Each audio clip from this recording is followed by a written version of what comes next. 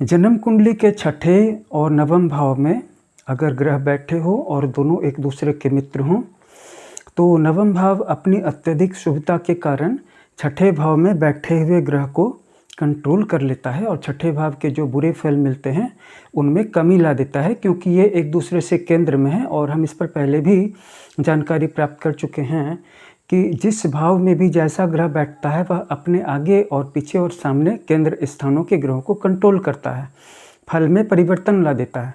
तो नवम भाव डेफिनेटली एक अच्छा हाउस है और नवम भाव में अगर कोई शुभ ग्रह बैठा है तो इन दोनों की शुभता मिल करके इससे केंद्र होने के कारण इस भाव में कोई भी ग्रह बैठा अगर वो इसका मित्र है तो बड़ी आसानी से छठे भाव में मौजूद ग्रह के बुरे फलों को कम कर देता है।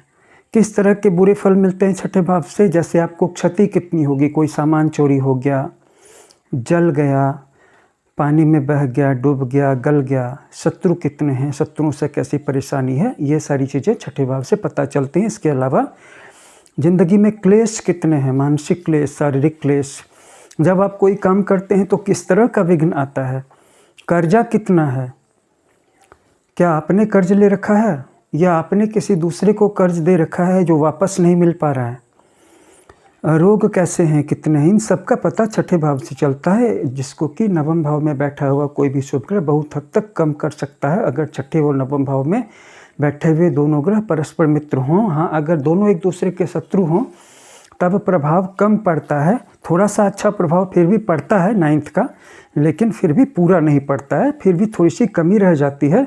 अच्छा प्रभाव तभी पड़ता है जब 9 और 6 में बैठे हुए ग्रह परस्पर एक दूसरे के मित्र हों। इसके अलावा छठे भाव से, जैसा कि आप अच्छी तरह जान रहे हैं, कि रोगों का भी पता चलता है, चोरी का भी पता चलता है कि अगर आपके घर में कभी चोरी हुई है या छोटी चोरी, बड़ी चोरी, चाहे वो फ्रॉडुलेंस हो, है ना, ज़मीन का घपला हो, जैसे कि आपकी ज़मीन है, आपके अपने रिश्तेदार अंदर ही अंदर चुपचाप उसके कागज़ पे आपके पेरेंट्स से साइन करवा चुके हैं, तो इस तरह की भी चोरी को चोरी कहा जाएगा। इसका पता भी छठे भाव से चलता है। और जो डायरेक्टली चोर लोग घर में घुस करके रात को चोरी कर लेते हैं तो वो भी चोरी ही कहलाएगी। इसके अलावा छठे भाव से घाव का भी पता चलता है, किसी भी कारण से इंजरी हो गई है या कोई इन्फेक्शन हो गया है, ये सारी चीज़ें पता चलती हैं। इसके अलावा भोजन और भोजन का कितना स्वाद है इसका भी पता चलता है। तो बहुत सारी चीज़ें छठे भाव के द्वारा भी पता चलती हैं। तो छठा भाव अशुभ ज़्यादा होता है, इसमें शुभता बस दो ही है कि भोजन के स्वाद का पता चलता है और दूसरा कि आपकी परिश्रम करने की क्षमता, मेहनत करने की क्षमता, श्रम का पता चलता है। तो ज़्यादातर अशुभ चीज़ों को ये 9th हाउस में बैठा हुआ कोई भी शुभ ग्रह कम कर सकता है, अगर वो जो ग्रह छठे भाव में भी बैठा है 9th हाउस में बैठे हुए ग्रह का मित्र भी है। तो अगर 9th हाउस में भी कोई अशुभ ग्रह बैठा है तो छठे भाव में बैठी हुई समस्याएं ज़्यादा गहरी हो सकती हैं। तो इस वीडियो में इतना ही। बस आप इतना याद रखिए कि शनि और मंगल अगर छठे भाव में बैठे हैं तो बहुत ज़्यादा फल देंगे, जो भी फल देंगे कारक हैं या कारक हैं उसके हिसाब से, क्योंकि वो इस भाव के कारक हैं। और शुक्र चाहे उच्च का ही हो लेकिन छठे भाव में बैठेगा तो निष्फल हो जाएगा।